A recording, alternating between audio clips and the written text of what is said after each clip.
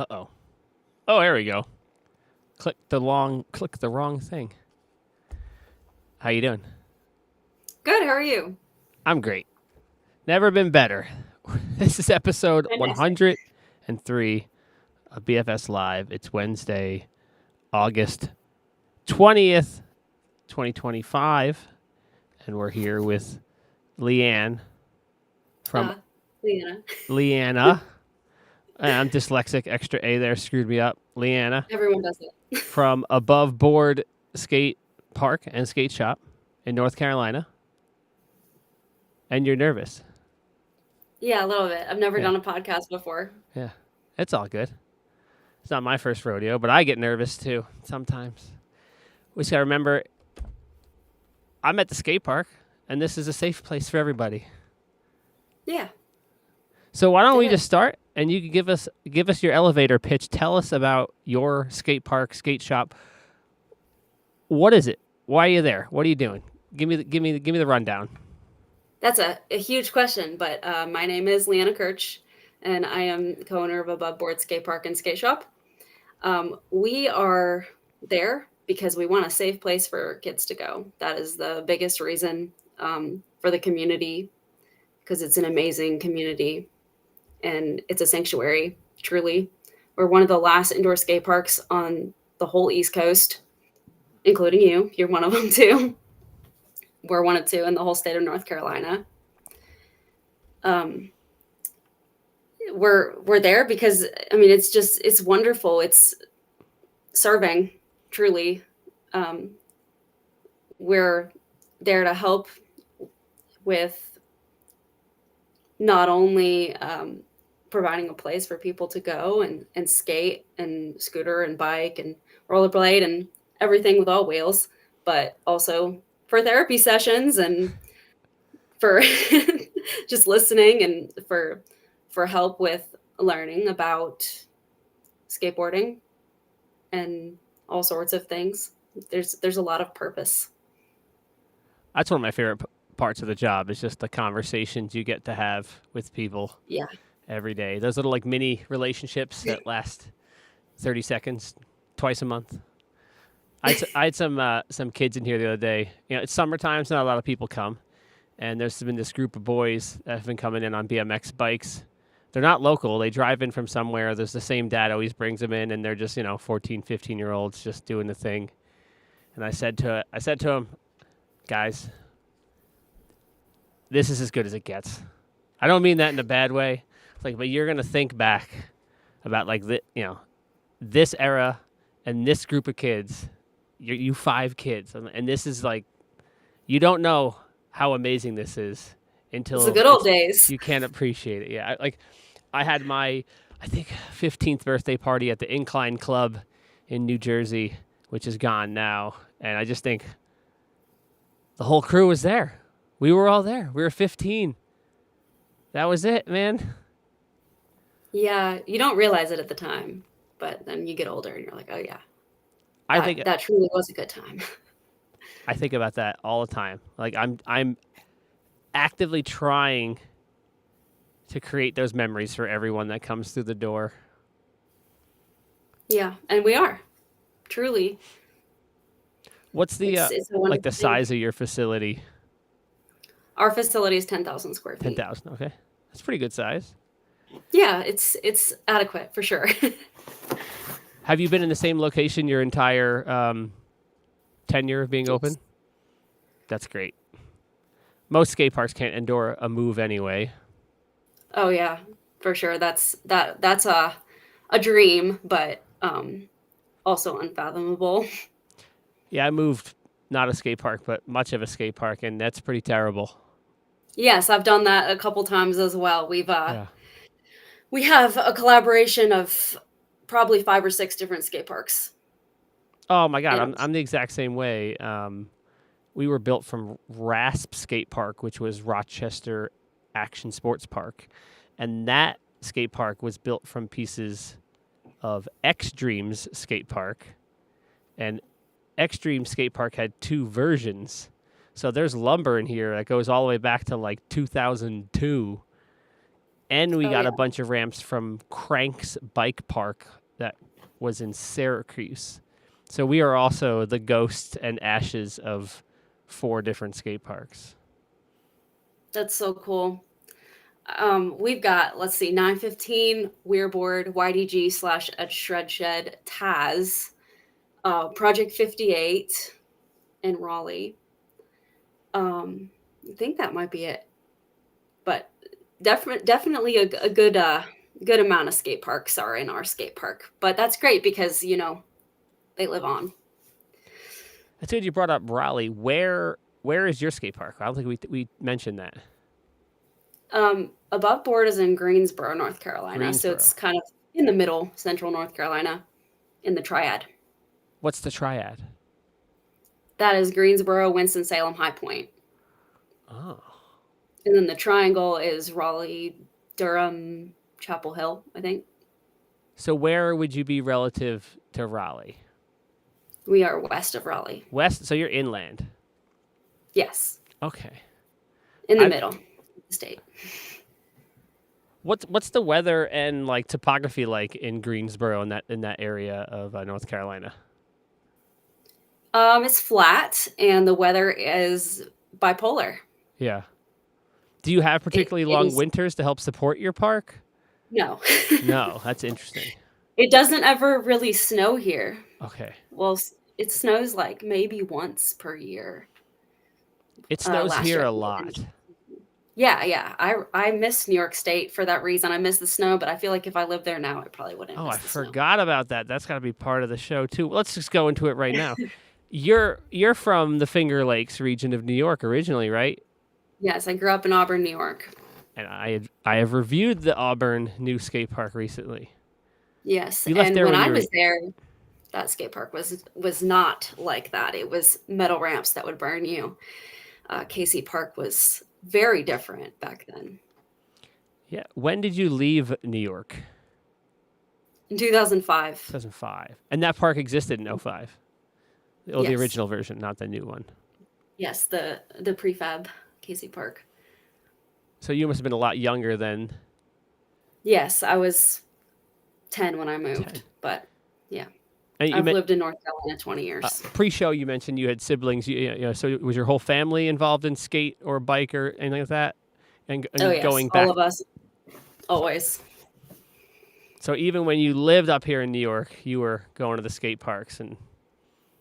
Yeah, a little bit. Not as much because I was young, but yeah. And then when I would visit, I would go as well with friends. And then so you made it down to Greensboro in 2005-ish, right? Mm-hmm. And now you've been there 13 For years. 20 years. What year did you start? The skate park? Yeah. 2012. 2012, okay. Man, that was a good time. Action sports was pretty good around that era. Yeah, it was very different back then than it is now. Oh, yeah, for sure. Yeah, I could totally attest to that. Like, I mean, I've been riding for a really long time. I spent 20 years, over 20 years riding and adjacent to skateboarding, but also 20 years working in bike shops in the bike industry. And man, so who would have thought things change over time, right? But they sure do. Yeah. And they do. And it's like, you blink and everything's different. Yeah. And it's super different now. And definitely, and COVID was just like changed everything. Oh, yeah. I don't know how we made it through, but we did. Man, COVID was... There's a lot of things I did post-COVID that had I not done those things, there's no way I would be here anymore. And one of those things was I opened up pretty early during COVID. And at the time I said, I'm like, this is either really dumb or really smart. But as anyone that's been to a skate park knows, skate parks are big and rent for big spaces is not cheap. No, it is not. I'm paying nearly $10,000 a month. And after being closed for about 3 months, I was like, you know what? I don't have any money left. So I'm going to open and try to make money, because the alternative is I go out of business. And that was what ended up being one of the smartest things I ever did. I was so busy when I reopened, and at the time it seemed a little reckless and dangerous. But if I didn't do that, I would have been closed years ago. Yeah. I mean, we did something similar. We opened and found loopholes to make things work. A lot of our shop sales were through Instagram, and me or my mom or my brother driving merchandise Wow. to people's houses and hand delivering it. And we Wow. had our Lexington shop in Lexington, North Carolina back then as well. So we had both the Greensboro shop and the Lexington shop, and people were contacting both pages, and we were just delivering stuff to people, or they would come and pick it up from the shop. But we made it work however we could. It was really hard. I don't know how we did, but we did. Yeah, people were just dying to get their hands on anything they could. Yes. It was hard to get anything from any distributors Oh or yeah, direct that or was anyone too. crazy. There was nothing available. Everyone just bought it all up, and we actually, funny story, we bought flip-flops through a distributor because that was one of the only things they had. We still have them to this day, and we put them on the prize wheel for free, That's and we funny. still have a bunch of them. Dude, I was in New York, man. They did this whole color coding by county, and the rules were constantly changing.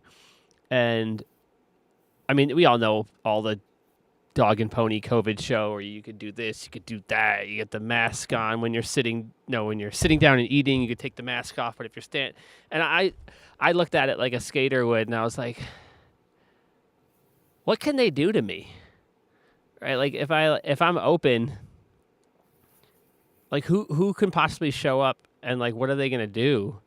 And so like I had the mask rule and all this stuff. And I did get one complaint. Someone called the state. Some like random Karen mom called and complained, and her complaint was like hilarious. She said something like, "Given the nature of skateboarding, where riders follow each other in succession, it's very dangerous." And it was like, what?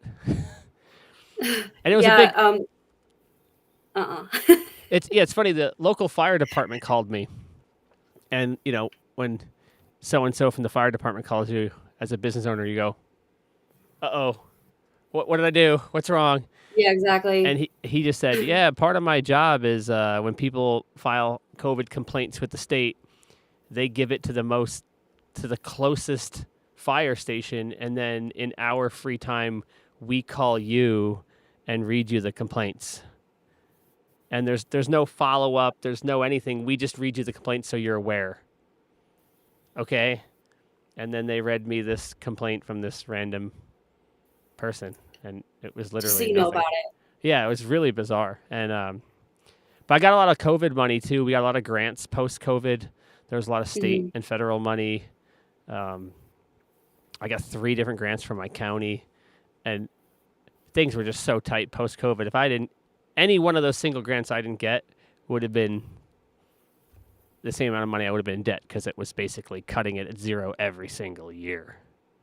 Yeah, we did the same thing. Had to get some loans and grants, and there's anything we could to stay open. And we had to be closed for a while because of the lockdown and everything. And we opened up as soon as we could, though. And then the whole mask rule. How are you supposed to wear a mask while you're doing physical activity like that? Like, Yeah. how do you wear a mask while skating or biking? I mean, it just doesn't make sense. That's how Yeah. you pass out. Yeah, we did the masks in the shop, and then once you get into the riding area, I had all the signs up, and I was like, listen, just please everyone be respectful, right? Keep your Right. distance. It's we're 20,000 square feet. In the wintertime, it's about 48 degrees in here, so it's not warm. Yeah. Right? And I was like, just keep your space, and if someone is making you uncomfortable, just say, "Hey, bud, I need some space." Or if that makes you uncomfortable, come to me at the counter, and I'll tell them to give you your space. We could all have enough respect for each other that we could be okay, Yeah, And don't then, cough on each other. yeah. Yeah. Yeah, but that one Karen, man. Dude, There's always one it was so or funny. more. She was like so mad too. You know when someone walks in, you could just anyone that's worked at any business knows the look. Someone walks in the door and they're kind of like looking around. You're like, oh, this person's never been here, and you Mhm. like, hey, welcome. Got any questions? Blah blah blah. And she was like, I just need to make sure if this is safe for my kid. And I was like, oh no, oh no. And that's when you knew. And then yeah, she was like, how come there's people out there that aren't wearing masks? And I'm like, well, because we're doing masks in the shop here, but if they're out there, blah blah blah. And like It's not safe. as she says that, like a kid rides into the shop and doesn't put his mask on immediately, and she's like, what about him? I'm like, yeah, he's the only one in the shop right now. Like I'll tell him in a second. And she's like, oh, and then she accused me of random things that are totally out of left field and unnecessary, and then filed a complaint with the state. But whatever. When in the first place, she could have just, you know, um, realized the way that she feels and Yeah, not decided to go out in public. yeah. You know, it's funny. Like I try to kind of keep away from all politics stuff because I don't think the skate park is a place for that. But that woman, she actually like she looked at me and she goes, "Oh, I get it. You're Trump supporters." I was like, I was like, I'm like, no, I'm not, and I don't know, like, where that comes Where'd from, that but like, correlation come from? cool, like, it's like, please, this is clearly you're not a skate park person, you know. Yeesh. Yeah. Poor lady. Well, anyway, COVID times. That was just so brutal.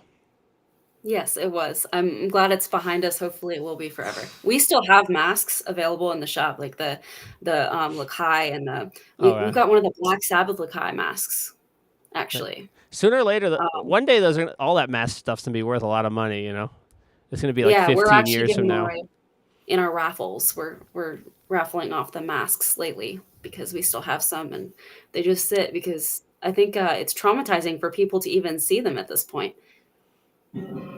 Dude, the masks were like they were like cigarette butts for a minute. You know, everywhere you went, they're like on the sidewalk and all over the place. The disposable ones everywhere. Everywhere. Yeah. Everywhere. What a weird times. I lost 25% of my sales and attendance post COVID, and I literally haven't recovered. It's crazy. Yeah, I don't feel like it's. Yeah, it seems like before COVID, there was a lot more of a scene. And I'm not even talking about just skating. I mean, like all of the scenes. Yeah, a lot of people just went inside and never came back out. Yeah. And I guess that's when the whole technology thing like really took off, and because all the kids were doing school online, they became so used to being on the electronics, they're not really going out and doing physical activity as much. So it seemed that it just kind of fell off during COVID and after. I really hope that the COVID downturn in ridership was going to be transitory, because there was going to be, you know, whatever, you know, say COVID was maybe 4 years. Let's say it's 4 years. So, you know, so maybe about 4 years of kids, you kind of lost them to the screen world, right? Yes. And I think we're far enough out that we should start to see an uptick now. I hope so. It should be normal. But my fear is that the COVID didn't necessarily just change the kids, that it changed the parents. It changed the mindset of the people raising the kids. And that's my generation. I don't know. You're probably looking a bit younger than me. I'm 38. But I really think it's 30. Yeah. I think it's this window, the people who are between like 30 and 38 who are having kids now, because people are generally having kids later. And it's like, why are you just, well, what is with this? I get it. It's easier. You stick the tablet in their face. You want to keep them safe, but like, you're also not going to give them the same childhood we had. Because if you're, yeah, sure. If you're 40 or younger, you grew up when skateboarding and BMX was pretty ubiquitous. It was pretty mainstream. It was not like this reclusive thing. You know, I have friends who are 50 and like it was weird back then, in the 80s, late 80s, early 90s, you get people yell at you riding BMX. What are you, gay? Bunch of fags. Just like my buddy Jimmy, who was in the show, he's like, oh, these muscleheads in their Camaros would yell at us, call us names. But by the 2000s, it was cool. There's skateboard stores in the mall. And now we're all having kids, and we're not, giving them what we had. I don't know. It doesn't make sense. I've transitioned. My son got a board when he was 1. When he's what? I got my son a board when he was 1. That's awesome. My daughter literally today was trying to get on a skateboard. 2 weeks ago, she wouldn't get on it. Last week, I held her and rolled her on it. And then today, she was trying to get onto it on her own. That's wonderful. Yeah. It's the freaking best. It's crazy. What are we doing? What are we all doing? My son was trying to stand on a board before he could even walk. He would That's do amazing. little manuals in the house on the carpet. I've now he for scootering, but he skates sometimes. I mean, the scooter offers a fast learning curve. It's definitely the fastest to having fun. It's easier in a lot of ways, but also harder in some ways. I feel like because it's metal and large. Try bikes. Bikes are even worse. Yeah. But that's we rode his bike today a little, so that's cool. I think that's one of the big hurdles that the young kids have. It's in this tablet world, phone world, it's so much instant gratification. What I call them in my video, they call them dopamine depletion devices. Good name. You get a skateboard, it's hard. You get a little kid on a bike, it's hard. It takes a little, if you have a 6-year-old, 7-year-old, 8-year-old, I mean, basically any age pre-puberty, it is really challenging to spend the time on the bike to build up those muscles to move that bike underneath you. It's tough. Same thing, skateboard. You got to spend a lot of time on that thing to do basically any trick. But the scooter, you can get on a scooter, and in 3 months, you can be cruising back and forth, feel the wind in your hair under your helmet, and enjoy life. You could probably do a real trick within 6 months, Yeah. I think scooters... But you got to practice. Yeah. Scooters are like the gateway drug into real action sports. But even some kids, they just... I have happened to be... Tell me if it happens to you. I'll have people come in for a lesson, and almost immediately... Well, the kid has a perception that he'll be able to just get on the skateboard, that it's not going to be hard. Right. And because they saw it on TV. Yeah, then they realize immediately it is really hard. And then they're done. That's it. Too hard, Mom. I'm done. Don't care. Give me my tablet. Yeah, or they want you to hold their hands. Yeah. I have a pretty good... It's like having wheels, or on a scooter, I guess. They expect that on a skateboard too. I've totally changed, not totally, but I've been slowly adjusting all of my messaging and branding to just be about this kids and the phones and the next generation of riders. Because, I mean, everyone agrees the phones are a problem. Yeah. But it seems like no one wants to do anything about it. I know. It's like a babysitter for a lot of parents too. They realize how easy it is just to put their kid in front of the YouTube Kids. Well, it's funny. People used to joke. They used to bust our balls, be like, the skate park, it's just like a cheap babysitter. It's like, yeah, kind of. But tell you what, it's a lot better babysitter than sticking the tablet in their face. Yeah, they're making friends. They're exercising. They're getting their energy out so they can sleep good at night. The big thing is the risk assessment.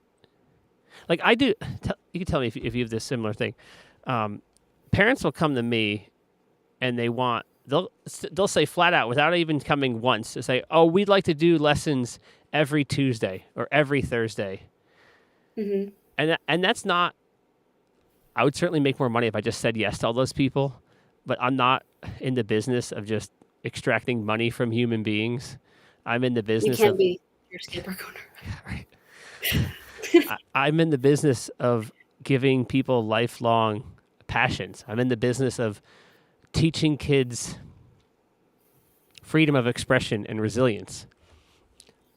Typically with my lessons, I do one lesson. I can teach a kid everything he needs to know. I can take a kid who's never touched a skateboard. I can teach him how to push and how to go down ramps in 30 minutes.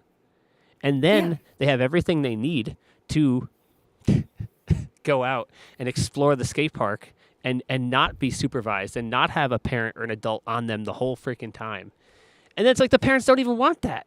I'm like, I'm trying to give your kid the resilience and the independence. And they're like, no, we want you to be there to hold his hand the whole time. Right. Yeah. We get that a lot too. I should just say yes and just do it. But I don't. Sorry. Gets me, I get all emotional, you know. It's fine. Emotions are important. I haven't cried on a podcast in a while. That's how you know I'm in the right business. I'm so passionate about what I do. I got teared up talking about it. You have to be passionate in this Yeah. business. Oh, man. What drives it? Yeah. So, it's foundation. It's the passion. You know, I recently had a bunch of hate kids. on one of my videos because people are stupid. And I don't really let it get to me. But when you have one or two comments where some random person, I don't even recognize their name, like is in the comment section being like, no, that dude taught my kid how to skateboard. Like he knows what he's doing. Like it's like that lands so hard. Makes it like those are the moments that make it all worth it.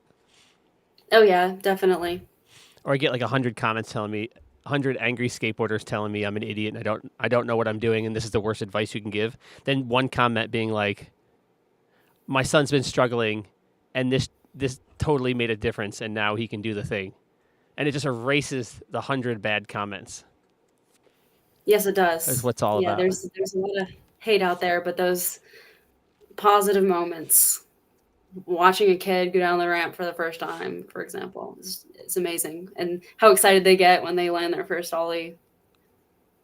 I wonder if being a female-owned business, if you would be less likely to get the harsh criticisms I get, but I'm sure that opens the door to other versions, other types of criticism. No, Yes. you get it too?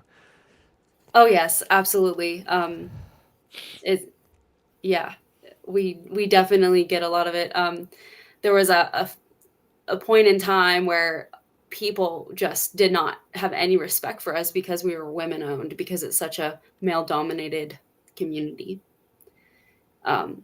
They would just assume that neither of us knew how to skate. I still get that question all the time. I get asked if I know how to skate. I get asked if I know how to grip a board, which is absolutely hilarious to me. But I get all sorts of questions like that.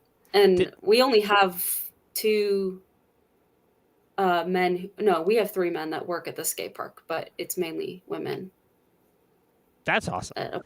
That's such a funny skate culture thing, right? Like there's this whole idea of like, if you're not good, it's like, well, it's not about that though. It's about if skate parks never last and they were all run by people who are good skaters, it's like, well, maybe it's not about being good at skating. Maybe it's about being wise when it comes to business decisions, Yeah, and just about caring about the community and realizing that it's such a great outlet for so many people. It's such an inclusive community for the most part. There's definitely those certain groups, but it's mainly very inclusive, and we focus on that at Above Board. I think, this isn't you or I, but I think action sports generally, and almost skateboarding particularly, is actually not that inclusive when it comes to new riders and beginner riders. There's no other sport that I know of, or at least I've been involved with, that having a bunch of brand new riders and kids doing your sport is a problem. Right? People talk about how they go to the skate park and it's just filled with little kids. It's like a travesty. It's like, dude, that's the future of the sport. Every other sport, if you roll up to, I play a lot of disc golf. It's random. But like, if there was a bunch of 8-year-olds on a disc golf course who didn't know what they're doing, you would see dudes just taking discs out of their bag and giving it to the kids and being like, "Oh my god, like this is my passion. You're gonna love it too. Like we're gonna pass this thing on to you with this joy." And I think skateboarding and action sports are like really not great with that. I think you and I are like indoor skate parks. We understand it differently. But man, the amount of times I hear core skaters complain about all the kids at the skate park, it's like, isn't that your opportunity to pull them together? Like, hey, wait your turn. Go once and then you go and then you go. Like, it's an opportunity for you to foster the next generation, right? Because those kids that are in the way, they're going to listen to you. If you could do a kickflip, they're going to be mind blown and they're going to believe anything you say. Yes, and they'll look up to you. We have a lot of people who are really willing to help in our community at Above. I really feel like it's a little bit different than other skate parks. Like maybe if you go to a public park, people are more like, oh yeah, I don't want the younger kids to try it out and they're in the way, they're snaking me. But people are more welcoming, I feel like, from what I've missed at Above. Well, yeah. Well, everywhere, which is nice. In my experience, when you go to different places geographically, the skate culture is going to be a little different each place you go.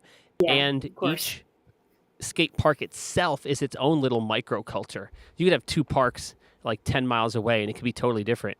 And it seems to be very much predicated by whoever like the alphas are. And the alphas don't necessarily have to be the best guys. Sometimes it's just like that dude that's just always there, right? So if the older guy who's always at the skate park yells at you and says, "Hey, you done with that Gatorade bottle? Put it in the freaking garbage," right? All of a sudden, that kid sees, oh, you take care of your skate park, right?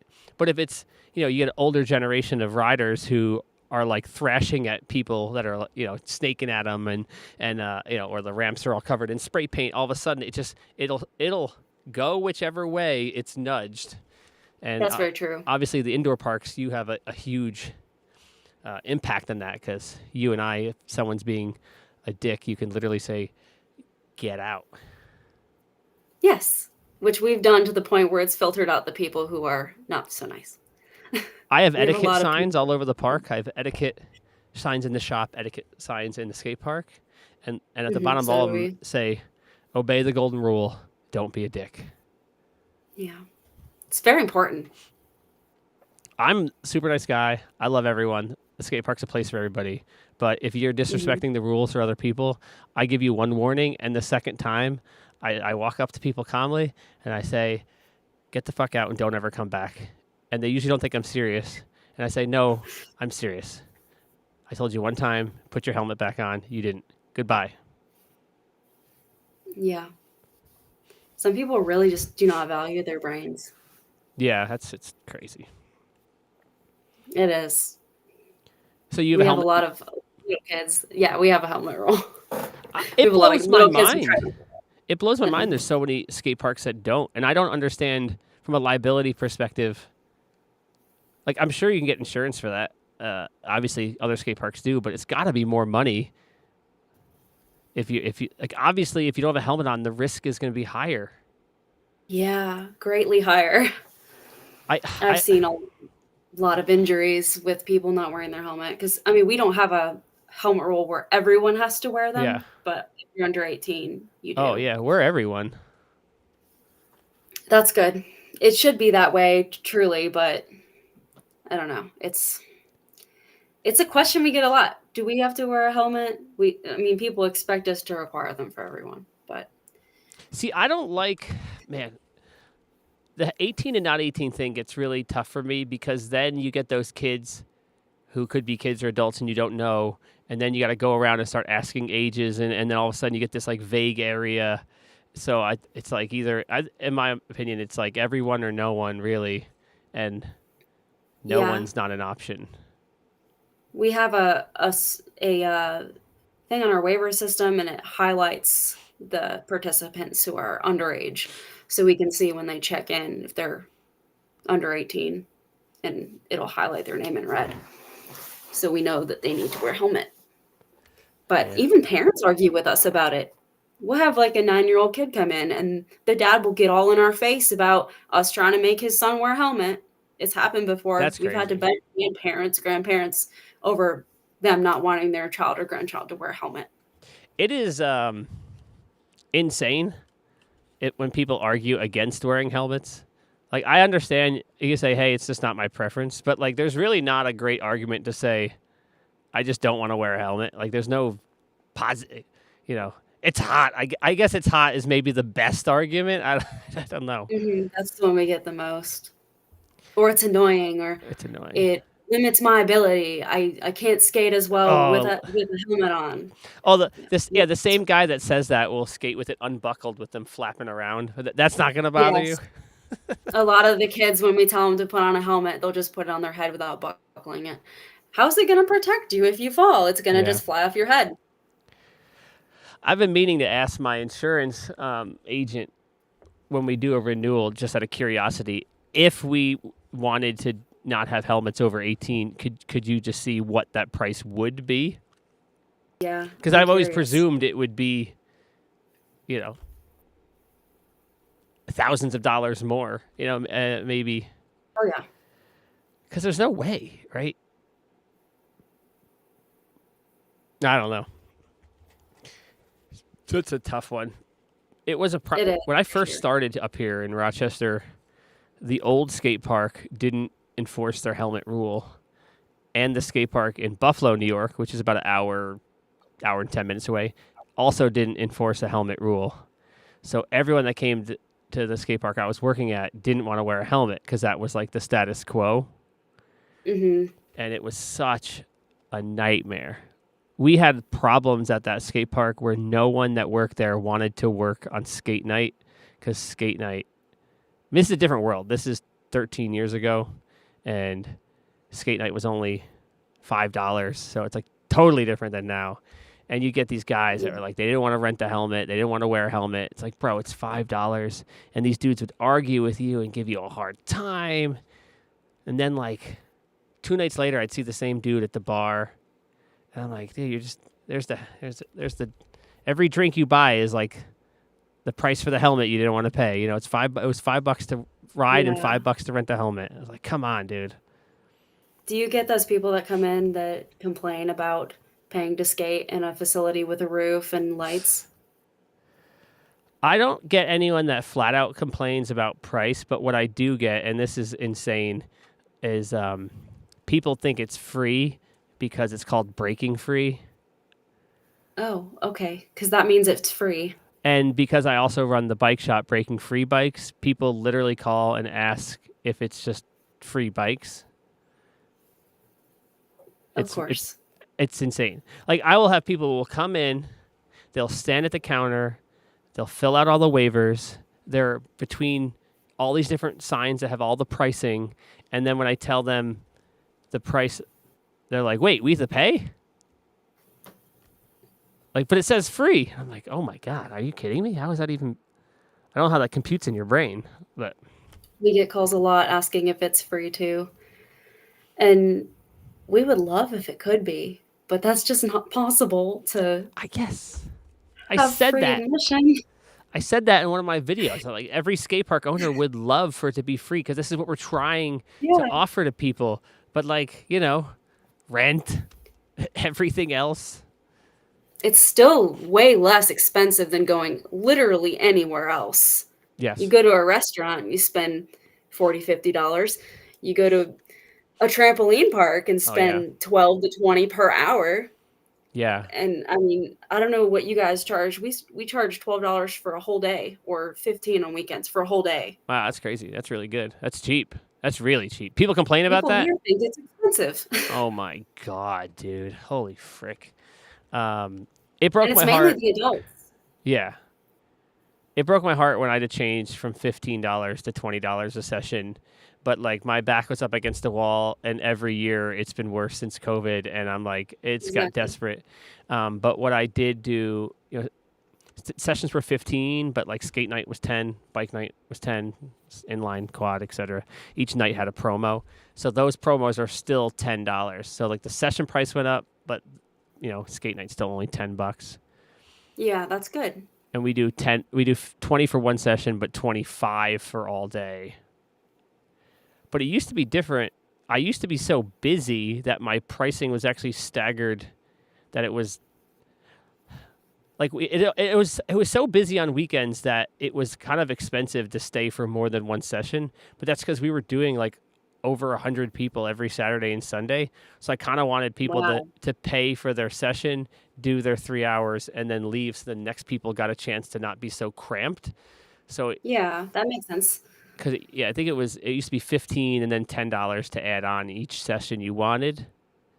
And now it's only $5 to add on a session. But because I have the inverse problem, now it's dead all the time. So I don't really care if you stay longer. So hey, $5 more gets you the rest of the day. And it'd be a great problem if I had to change that again.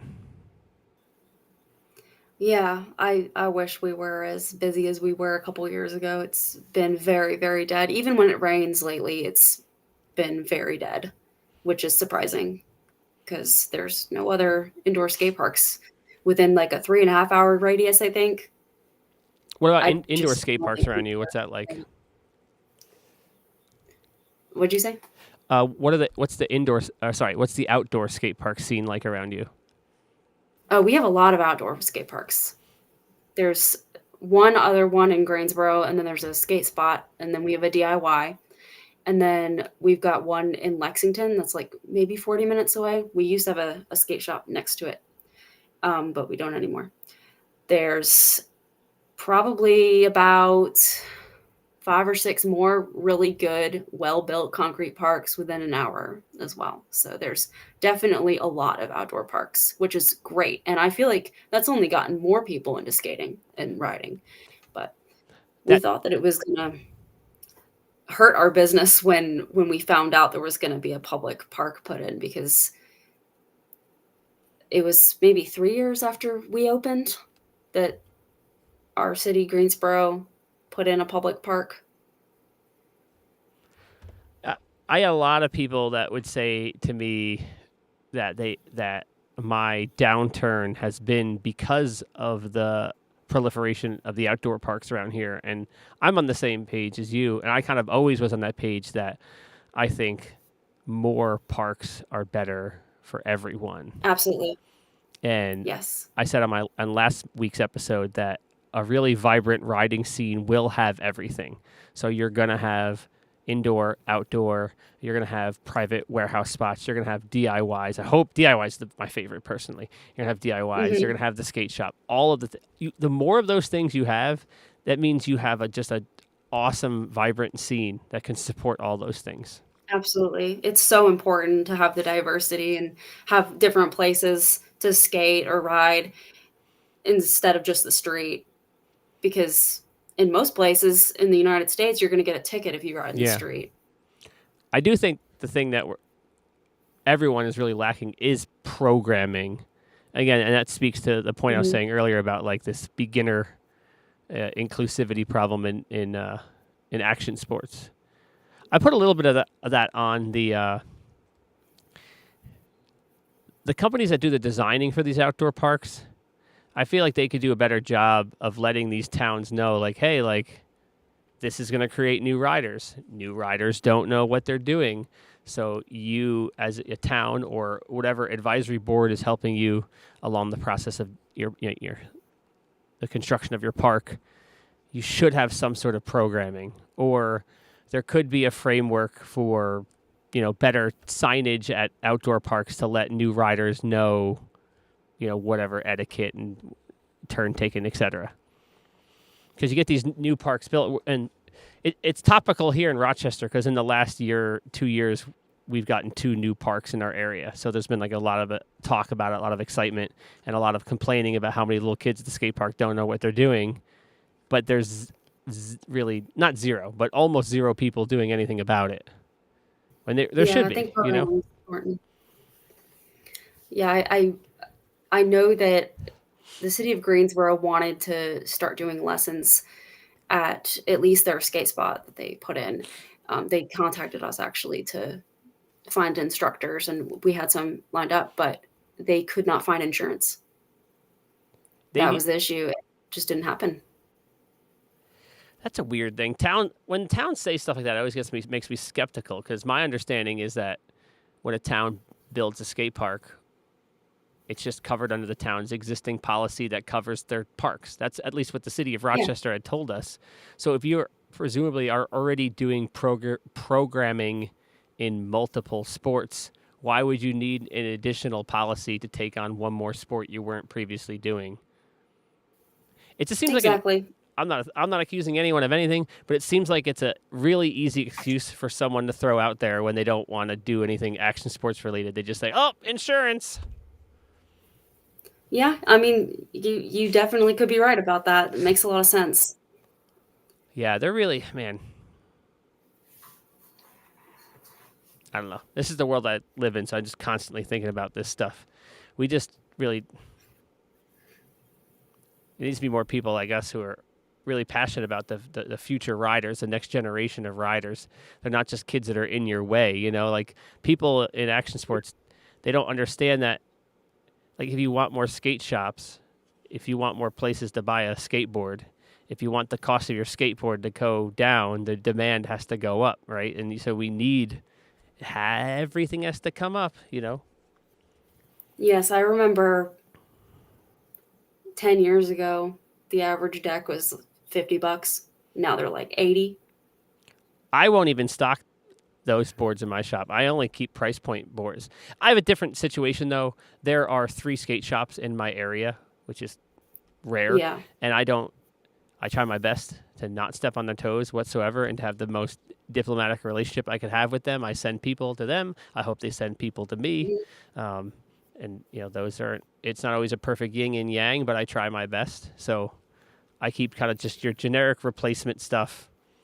If someone breaks something here, these are the 20 decks I have. If you don't like it, Yeah.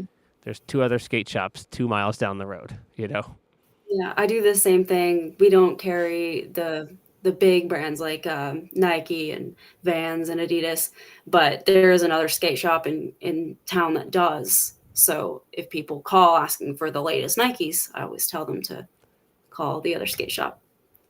That's And great. we don't stock the same stuff they do either. So I feel like we kind of support each other in that way. And I think that's important because it's not a competition. It's all about supporting each Yeah. other because that's the only way all of us are going to make it in this business because it's not one that's necessarily profitable. Dude, especially now. The post-COVID landscape is bad, man. And it seems like It is. a lot of the big players in action sports are it seems like they're all afraid to do anything different than what they've always done, but we're not in the same place we've always been, right? It's like Not at all. it's almost like action sports were cool enough that they were generating a steady stream of whatever it was, 3% of kids, 5% of kids, whatever the number is. And that was just kind of feeding the sport. And then you have these like decade-long ebb and flow, high and low points.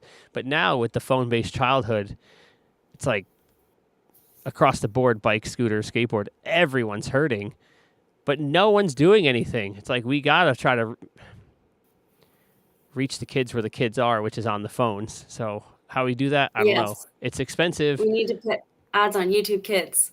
Yes, that's smart. That's brilliant.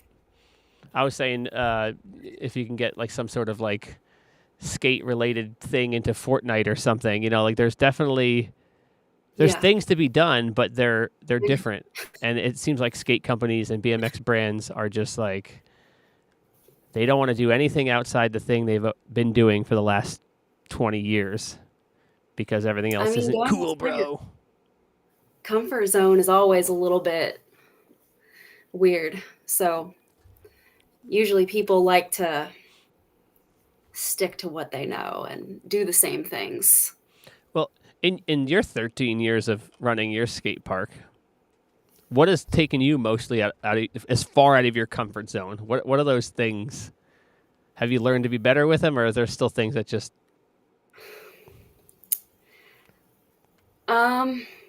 That's an interesting question. This is definitely taking me out of my comfort zone. Being on Okay. a podcast, something I've Yeah. never done before. It's pretty cool though. Uh, just trying new things like with different types of ads and different ways of advertising because I mainly handle the advertising and the social media, photos, videos, all of that. I did a little bit of photography and videography in high school and college, but not extensively. So trying the new programs like the Instagram Reels and I'm pretty familiar with going live on Instagram at this point. I've done it for a lot of contests and stuff like that, but I feel like a lot of the stuff with technology is probably what brings me out of my comfort zone because I'm still learning about it. That's fair. It's you have to play the social media game, and very well. It's weird. Young kids are really comfortable with it. They grew up in like the TikTok era, so they're like really comfortable like Yes. talking to a camera. But most people that are more our age understand how weird and cringy it is.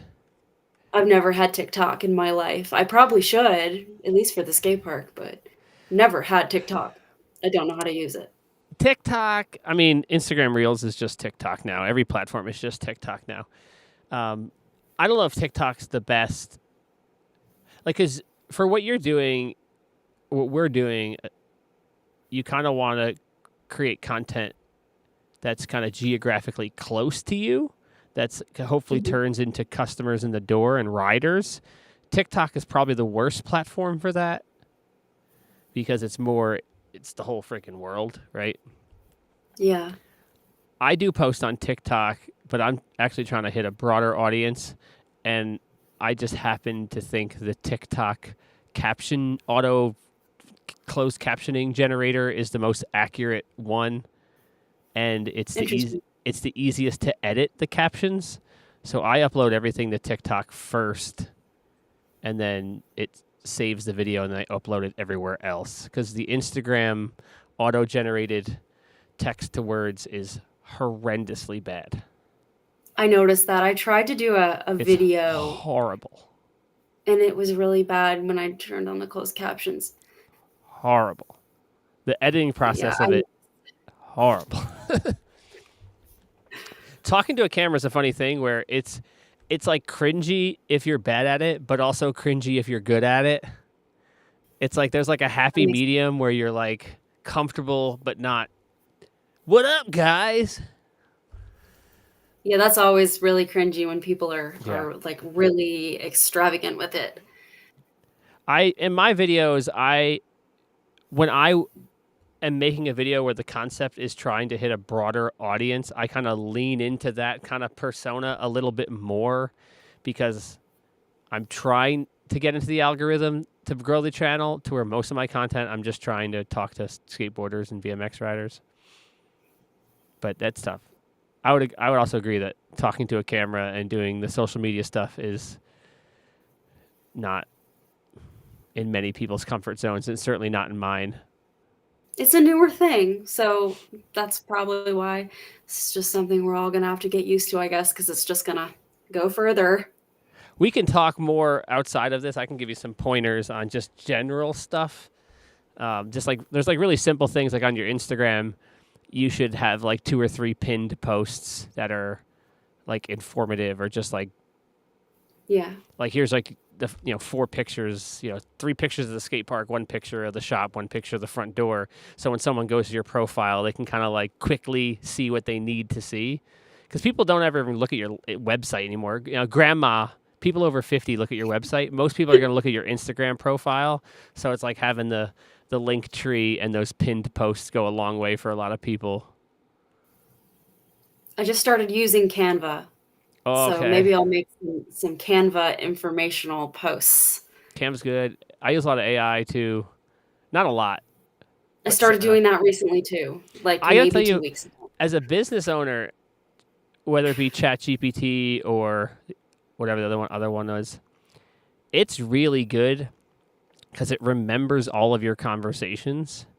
So if you create your account and you start asking it questions about what you're doing with your business, it will remember all of that. And then later on, it will pull back stuff you've said to it in the past. Like, for example, I have a meeting with the superintendent of a local school district coming up to hopefully come up with some sort of program. And I don't know how it came up when I was talking to it, her, him, whatever ChatGPT is. And it was like, oh, yeah, you have that meeting coming up. You can tell the person about this other thing you're working on. And you're like, this is creepy, but that's really good advice. Yeah, that's really interesting. AI is a little bit scary, but It is. also cool. Like, I bet you if every event you did, if you told it about your event and then told it how the event was, it would probably bring it back up later. When, oh, remember when you do this skate contest last time, you told me this was a bad idea. It's creepy, but it's good. It's really good. Yeah. I only started using it because smarter people than me seem to all use it, so there must be something to it. Yeah, I actually know someone who used ChatGPT to write an apology letter to his wife. It's good for that stuff. I have to write an article about one of the first Sunday of the month. I do this Tykes on Bikes little kid event. I got to write a letter for a thing for a newsletter, and I'm dyslexic. I'm horrible with words and writing, and I'm 100% using AI for that. I am great at brainstorming and bullet point stuff, but when it comes to like writing it out, bad news. I definitely think that it can be helpful for that. I've used it a little bit for captions here and there, but only in the past like 2 weeks. I just started trying to use it. Yeah. Well, going back to your business, can you tell me like how did your skate park kind of come to be? I can give you my little 1 minute. It was pretty simple for me. I worked at RASP. RASP had a lot of debt, and the landlord said, hey, you got to go. And then I worked with a business consultant to figure out how we can take this mess and keep a skate park open. For me, it was really kind of that simple. The skate park was there. We just had to essentially convince the landlord to let me buy the assets and sign a lease. So what is the above board skate shop origin story? We are called above board for a reason. I'll tell you that. We went through a lot. When I was a teenager, I went to our local skate park, which was 915 back then. And I met a lot of people there. A lot of those people have come in to above board now. That skate park was purchased by our local university, and they demolished the building and made it into a parking lot that nobody uses. So a bunch of the ramps got taken to what is now above board, and just happened to have the same landlord. Oh God. Yeah, he's a pretty chill guy for allowing us to have a skate park in his warehouse, because as you know, as a skate park owner, some people may not be the most respectful of the building when they're in a skate park. But we're very thankful for him. He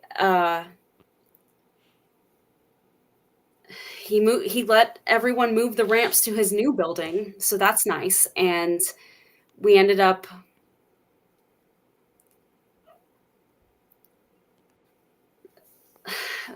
having ramps in our driveway as kids, and our homeowners association said we couldn't have them. So going to that skate park, growing up 915, we had the connections, and we knew some of the people that were involved in bringing the new ramps over, and we started to help as well. And then my mom and I ended up going into business together after my my grandmother passed away. So we want our facility to be out in the open and honest, which is what above board means. And I don't know, it's just such a really long, complicated story. But we always loved to skate and bike and scooter and rollerblade growing up. So it was just always our passion. And our family just came together and made it work. And now we're here 13 years later somehow. Wow. But it's really complicated. But basically, like, the skate park that we went to growing up shut down, and just like yours did, and we ended up in a new building, and then all these other skate parks shut down, and we got ramps from them as well, just to keep it alive. So we're a collaboration of like 6 different parks.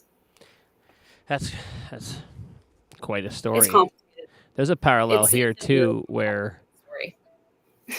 the Rasp skate park that was here before me, that was started when this older skate park, Extremes, closed. And my good friend Blaze, his father was one of the owners of Rasp. And it would have been Blaze's uncle, his father Ed's brother. He had passed away.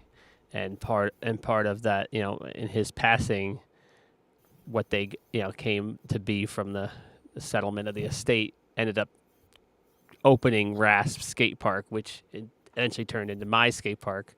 So that seems to be a common thing where there's just like that the life of many other skate parks and the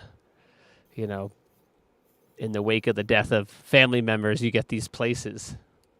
Yeah, special places that they're so unique and like no other.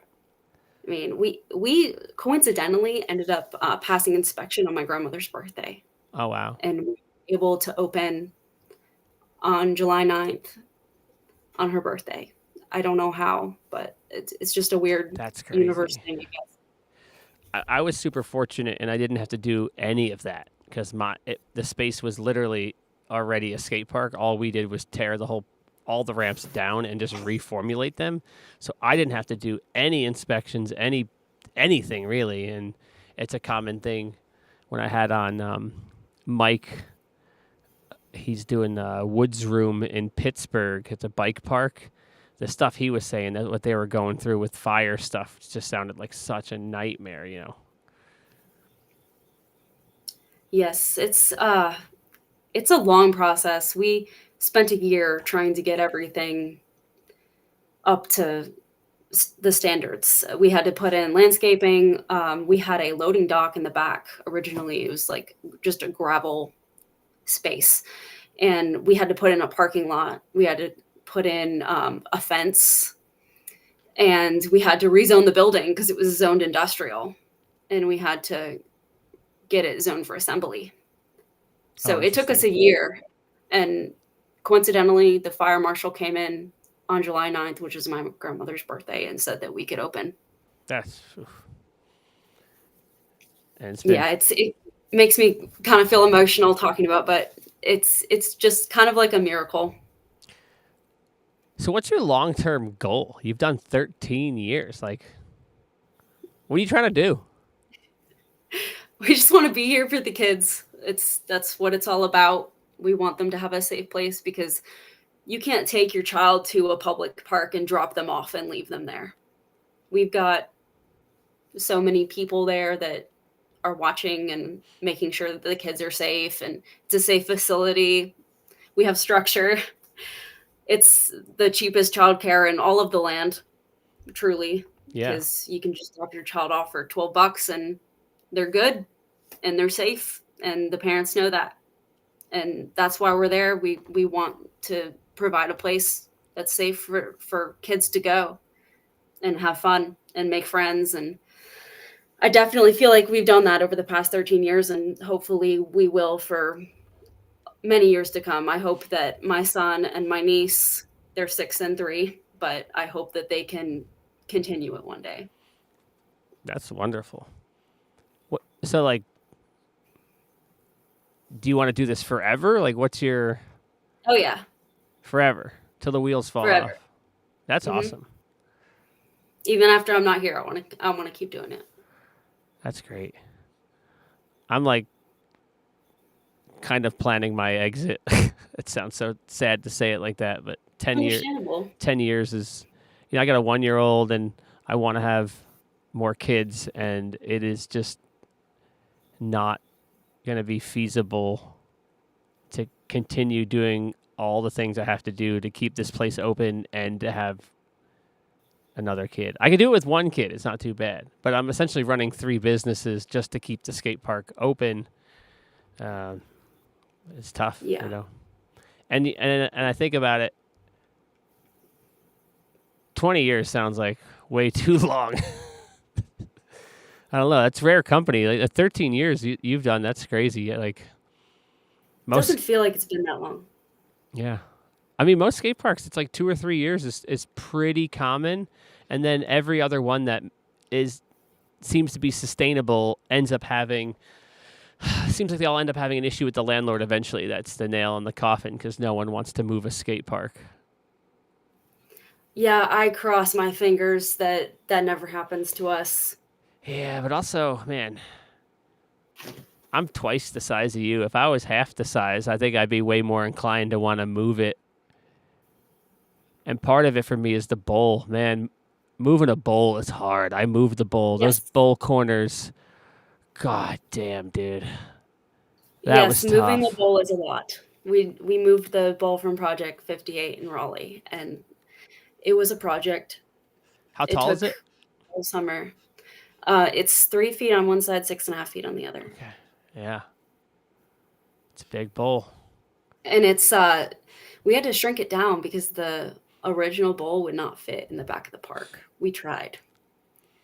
So we had to make it into a completely different bowl, unfortunately. But we have a medium-sized bowl now. It's pretty unique, and it works. People like it, so that's what matters. We had a similar thing. The bowl, when it was in Syracuse, was shaped a bit differently because there was 2 pillars right in the middle of it. So the bowl kind of came into a peninsula, and then a volcano, and then a spine. But It was actually like kind of like too tight to ride like a spine mini section, and that was just because the pillars were on either volcano on either side of the spine. Our pillar spacing was totally different. They're really, really far apart. They're 20 feet this way and 40 feet that way. So we could, if we took out the spine, we could have fit the whole thing inside the pillars and have no pillars in it. So it was a bit of an experiment. We rolled all the pieces in and started like rolling them around and trying to figure out what would work. And there was other logistical constraints with how the space was laid out. And in hindsight, I would have done it totally different. But they say hindsight's 420, right? Yeah, our ceiling height is like half the size of the ceiling height at Project 58, so we could not make it work. It was a process just trying to figure out how we were going to do it. And I'm glad we made it work at all. It was a process for sure. And there was a waterfall in the original bowl and some pool coping, and we couldn't include either one of those, unfortunately. So skaters we just winged love the waterfalls, dude. Yeah. Maybe one day if we can figure out a way to factor it in. We still have all of the pieces, just they're under the bowl. Waiting for the right opportunity. All right. So you've done it for 13 years. You're going to do it forever. Yeah. What's like the biggest thing that you've kind of, I don't want to say misconception, but obviously going into owning a skate park, you probably thought it'll be like X and Y and Z or whatever. Like, what's the biggest thing that's different from how it is, from how you thought it was going to be? Well, I was 17 when we first opened, so I didn't really know what to expect. I was all about my friends back then and, you know, trying to be cool. Back then it was just about connections and social life, but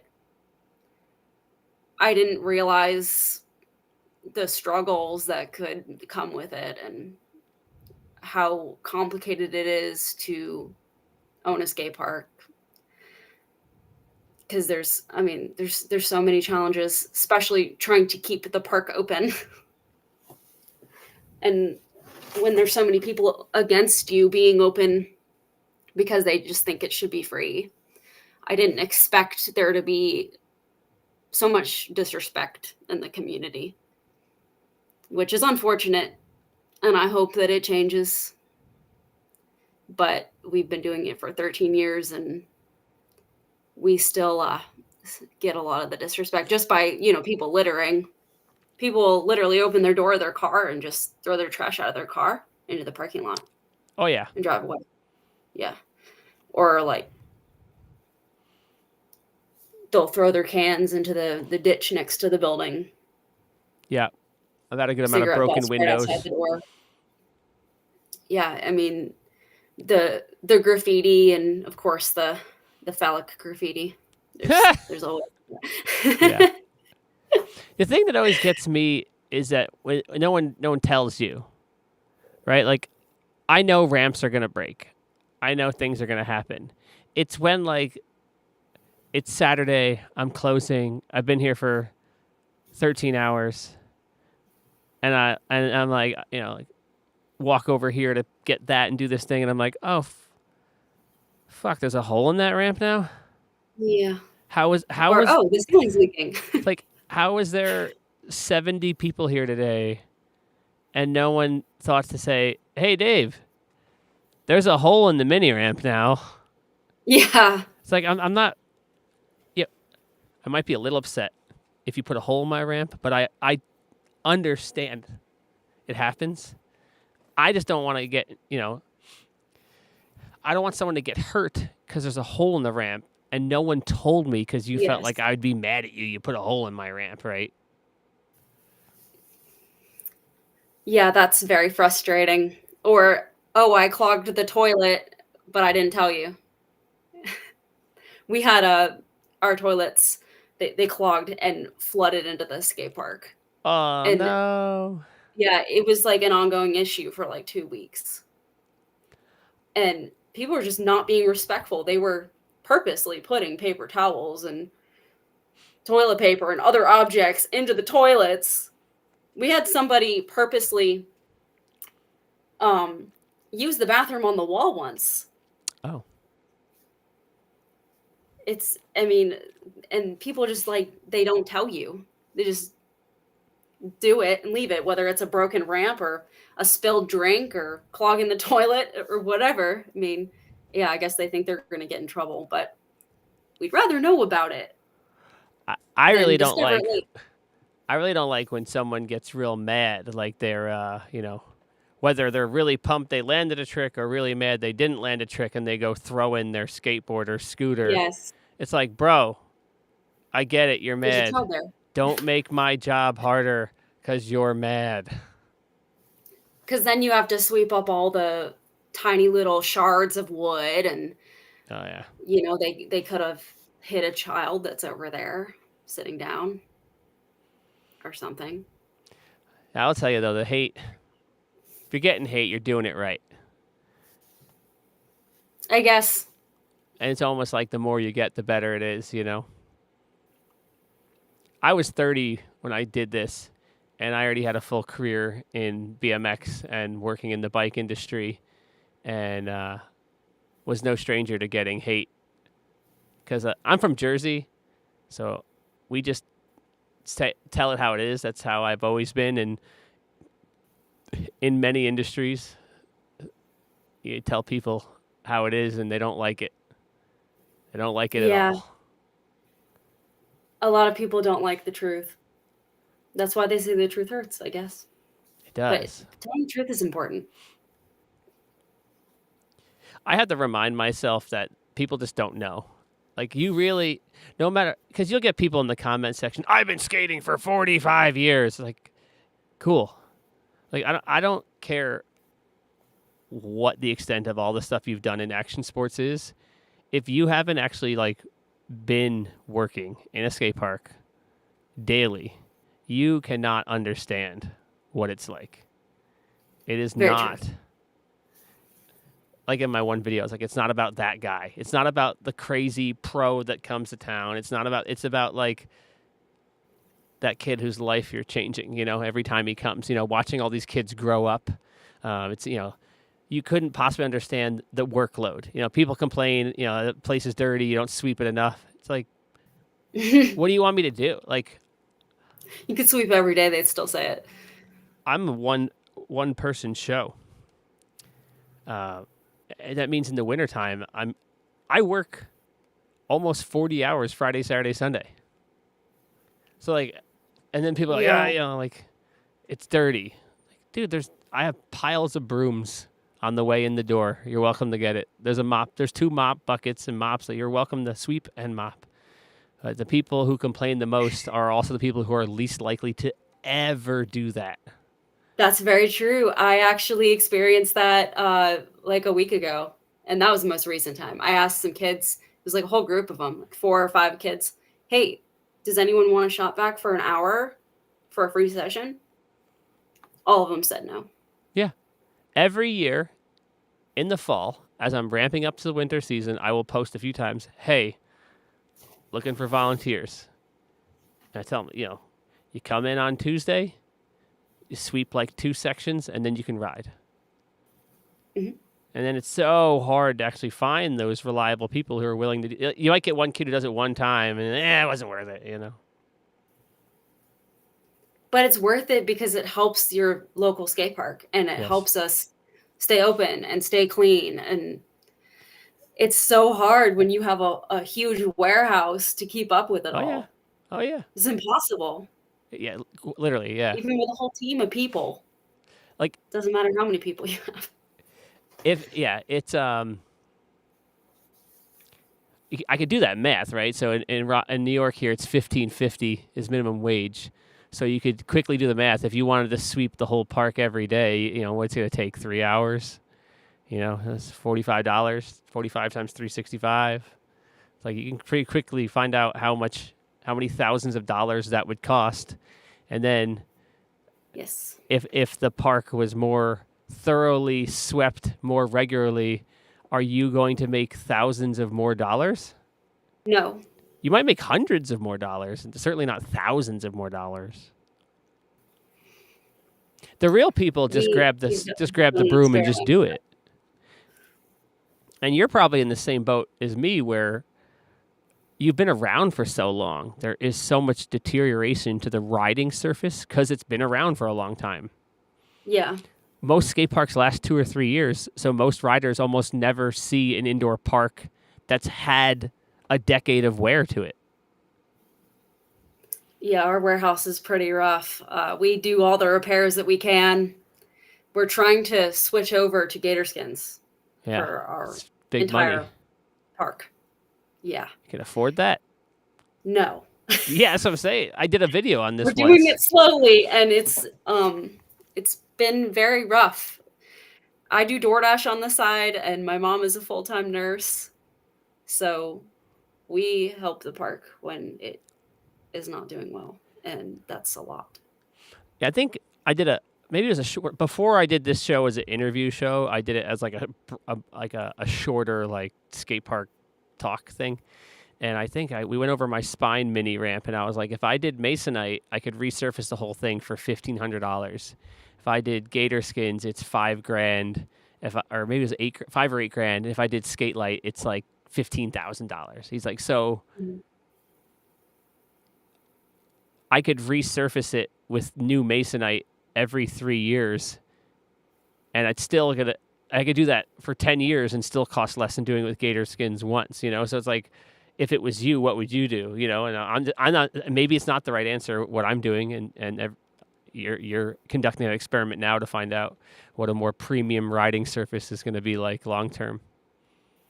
It seems worth it. I mean, we have to change out our masonite that we've used much more often than every 3 years. That's for sure. Yeah. So I feel like in the long run, it will be worth it. Plus, it creates less dust when Yeah. you don't use masonite. Masonite is basically like cardboard, Yep. but it is much cheaper. Yeah. I would love to do gator skins. It's just, man, Yeah, it's a lot. it's already so tight. I couldn't, We actually last minute had someone in a city a couple hours away post a ramp right as we were finishing our new mini ramp that we were desperately trying to put gator skins on. We were trying to figure out how we were going to come up with the money. And this person posted a ramp and they were needing it gone as soon as possible. So they were letting it go for basically next to nothing. And if that hadn't happened, I don't think the mini ramp would be done right now. Wow. We got really lucky. And again, it was kind of one of those weird miracle instances Yeah. that kind of just happened to come into our lives at the right time. Who does your ramp work? A friend of mine, his name is Steve. He goes by the Grinch. But before that, it was my mother. And she still does a lot of the ramp work too. Your But mom Steve does is, the ramp work. That's crazy. yes. And is that does he donate his time? Is it like a homie price or is it fair market value? He basically donates his time and we compensate him with store credit and sessions and stuff. He's got a family and they all skate. That man But is a hero. it's definitely, yeah, he is definitely a hero. And I hope he knows it. Hero. I do all Yes. my ramp work. It sucks. I It's a lot.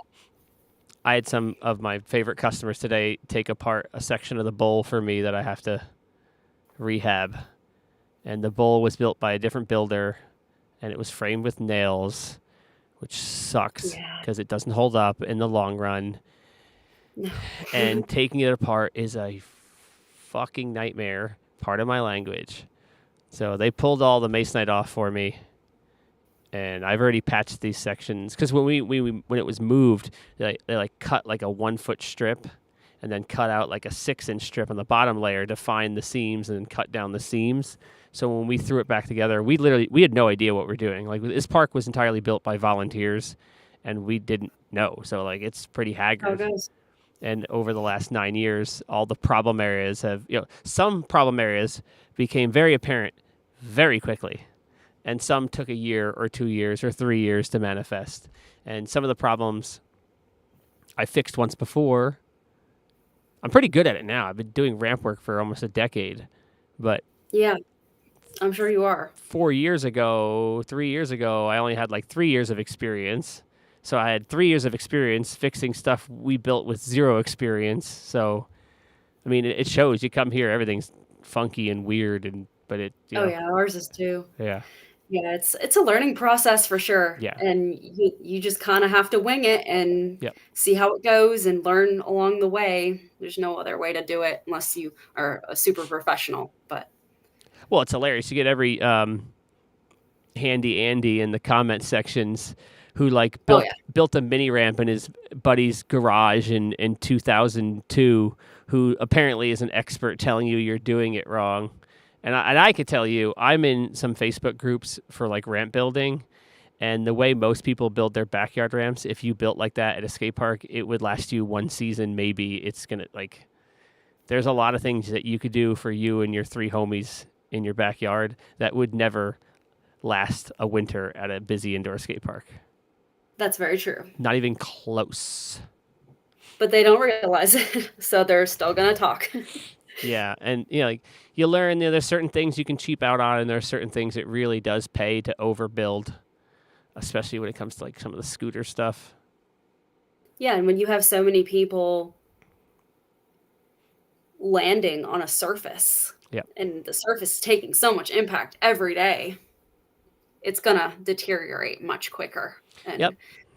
then you're going to have someone call you out for it, and they just don't get it. But Yep. And each type of rider, each discipline of riding creates its own unique type of wear and damage. And like this myth that it's one and not the other, although like scooters are probably worse than everything else. There's ways to mitigate some of that. Some of it not so much, but on high speed, tighter radius stuff, the Masonite just can't handle scooter wheels. So we have a couple places that I put down metal sheets underneath the Masonite because that was still cheaper than buying a premium riding surface. yes. Because on it we have a foam pit and a resi and a roll-in for it, and it's pretty tight radius, and the scooter wheels would straight up cut through the Masonite on both the roll-in and the lip every year. And if you didn't catch it quick enough, once it got to the wood, it would mess up the wood real quick. Yeah, we're learning our lesson right now with plywood thickness, and Oh yeah. our previous plywood was not thick enough. Oh, you use 3/8? So we're using nope. thicker plywood now Yeah, than we used to for our newer features. One time we tried to use 2 layers of 3/8 on a section, and it was so spongy. And no. What I've learned, and might be too nuanced for most listeners, but the quality of 2x4s now has gotten so bad that you drive a screw through your outer wall into the stud, and then it like grabs and then spins and strips out the hole it made.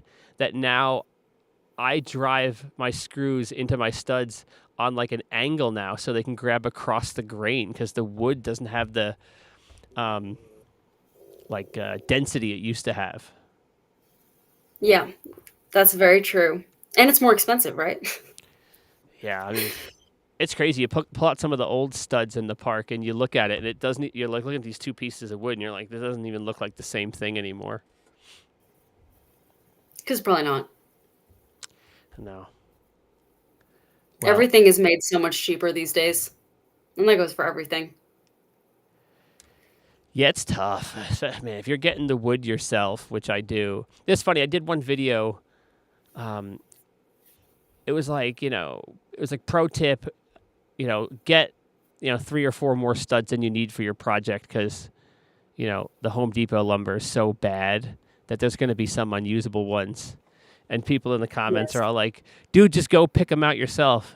Like, I just ordered like 150 2x4s. Like, I'm not going to Home Depot and getting 150 2x4s in my truck. Like, we got it delivered.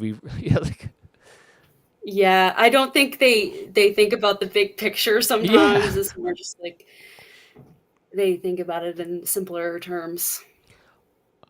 I'll tell you one more thing, and then we'll do a final question for you, and then wrap it up. We resurfaced my entire Spine Mini over this past spring break, and this Christian skate camp came in, and they worked with Flower City work camps, and we brought in these kids and did this whole thing. It was awesome. It's a 3-foot Spine Mini. The spine is 16 feet wide. 16? Yeah, section, and then the rest of it's 20. So it's a pretty sizable ramp. And the skate camp, they wrote a grant, so they got me all new top layer of plywood and a whole new top layer of masonite, and probably maybe 20 studs just for whatever we needed, something like that. And what I have the kids do is we lined up all the masonite sheets, made 1 foot square marks for the screws, and then pre-countersinked every single sheet. So these poor kids doing the camp had to sit there with countersinks and screw a bunch of countersinks into a stack of masonite this big. After we finished the project, I was grabbing my one of the last sheets, and it was next to my stack of my other masonite, and I realized that Home Depot sent us the wrong size. So it wasn't the 1/4-inch stuff, it was the 1/8-inch stuff. And Oh somehow no. I don't know how I didn't notice this while we were layering this ramp. Maybe because we were already like, a week into the project and I was already kind of smoked psychologically. So that's going to be an experiment. And at that point, it's already on the ramp. Like we can't tell Home Depot, hey, you sent us the wrong stuff and we already used the whole pile. So it'll be an Yeah. experiment. See what happens with the thinner masonite on the mini ramp. And granted, the top layer was all fresh stuff, and we put all the best sheets forward, and we put filler in every single deviation. So we did as good a job as we can do, but we'll see. Sometimes you just got to improvise. Maybe, you can try something new, see what happens. Yep, just go with it.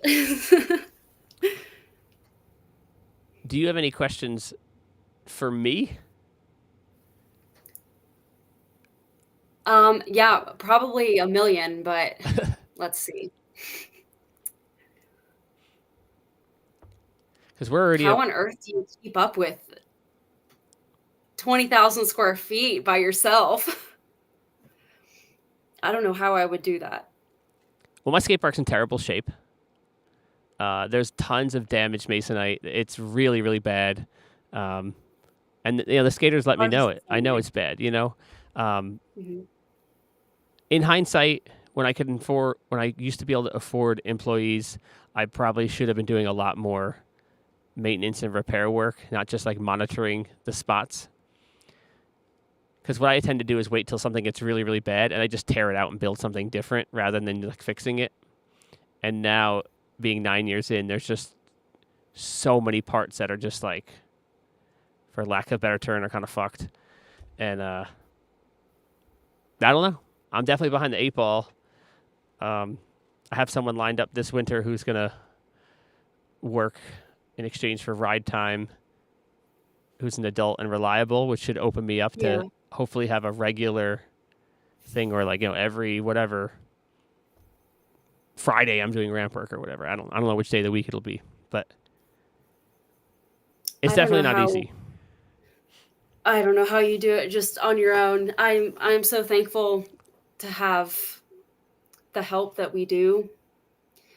It's not exponential, but it's something. I mean, we've got a good team of probably 8 people who help out in either the shop or the park, mainly the shop, but there's not a lot of people that really want to help out in the park or outside the park to clean up and just volunteer and make it work. First of all, I wouldn't say I'm entirely alone. Like as far as running the business goes, I am alone. But as far as like, it's not like I don't have a support network. Like my wife is awesome. She totally That's gets right. it. She fills me in when I need things done around me, so I can be equipped to do what I need to do. I have several close friends who have keys to the skate park, who know everything they need to know in case like I was unavailable, or Yeah. like very rarely is it like there's something that happens where I can't be here, or if I want to get away for something. Honestly, it's usually like 1 or 2 days a year where it's like I'm either closing the skate park this day, or I'll find someone to open it because I'm going to see this is my favorite band and I'm not gonna miss it. Like I have to live my life a little bit too. So Yeah. in that instance, I'll run down like the 4 people and be like, "Can any one of you cover me that day?" And there's been days where literally I'm like, "We're closed today. Sorry, I'm driving to Toronto and I'm going to see this band that never comes to America. I'm sorry. Like I got to do it." And there's several kids who have volunteered with me from time to time who know how to use the cash register. So it's very common that I, will be over here fixing a bike or whatever, and insert, whatever, Ben or whoever's like, I'll go ring them up for you, and they'll run behind the counter and take care of it for me. And We have that too, thankfully. yeah, and they still understand the sanctity of being behind the counter. They don't hang out back there. They don't go back there unless they know they have the green light to go back there and help me with the thing, So We had an issue with that for a couple of years, just kids like hanging out back behind the counter. Yeah. And we have a lot of kids that really want to work at the skate park, but we have a rule now that you have to be 21. Oh yeah. Things happen to bring us to making that rule, but yeah, we just don't really feel like it's as simple as a lot of the kids would Yeah. want to believe it is, because of course they think it's so cool to work in a skate shop, and they think that they could just maybe sit behind the counter and check in some people sometimes and play on their phone, but that's not the reality. No, go sweep. Yeah. Usually when someone really wants to work or volunteer, the first time they come in, I make them do a whole lot of stuff, and I make them do the kind of the more worst stuff to see if they really want to do it, you know? And usually it's like, Right. It's not even bad. It's like take out the garbages, sweep out the bathrooms, you know, sweep a section of the park, and usually that's enough for them to not want to do it again. Like, bummer. Yeah, usually just having kids fill up a bag of soda cans from outside is enough. I mean, I'll do that anytime. If someone wants to fill up a bag of trash for a free session, I usually will do that. But usually they choose not to, which is interesting. Yeah, it's one thing I've been not been great at is I haven't been good at asking for help, and in the last 2 or 3 years I've been trying to be better about that. I'll put out posts on social media like, "Hey, today I'm going to tear out this ramp. If you want to come in at 4, I need like 3 people to come help me." And it's worked out pretty good. Like there's a lot of people.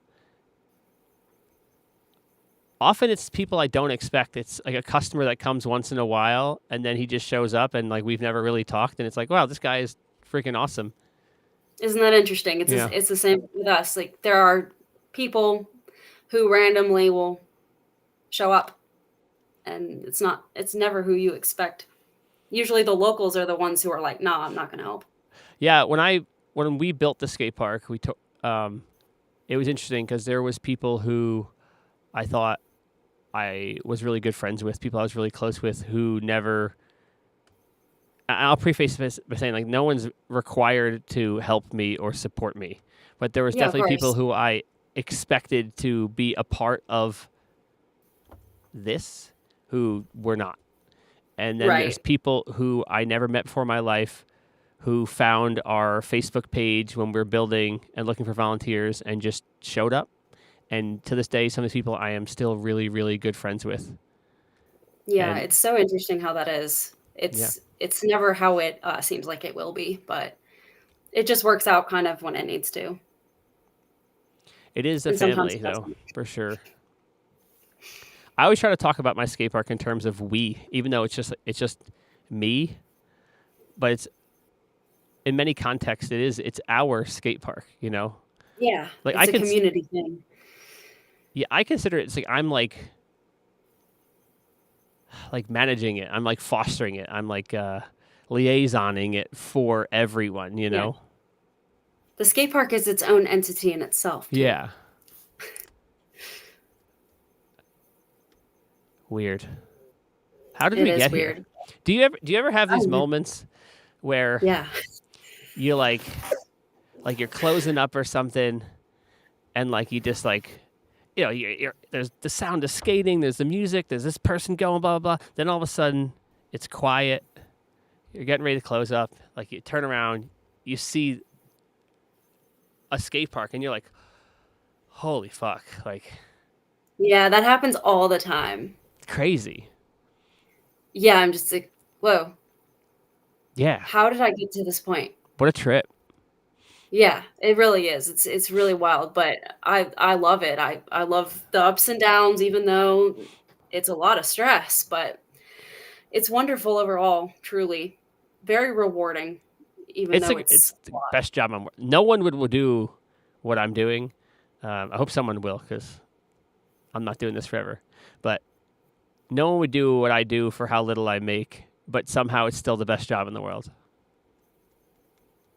Yeah.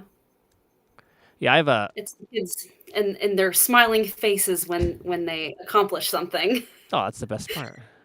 It is. Yeah, I have these like 2 loft spaces party deck kind of things, and it's usually for me when I'm like, I'll go up there to like make sure there's no someone left drink on the table or some nonsense, and like I just like turn around and it's like right in the middle. It's 20,000 square feet. My ceilings are really really really tall, and like it's just Lucky. holy shit. Like yeah, Our ceilings are not tall. I wish they were. They're very, very, very not tall. what's your ceiling height? That's a good question.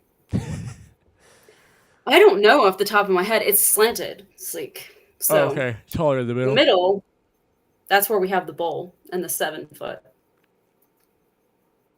I'd say, to estimate, probably like 25 feet, maybe less.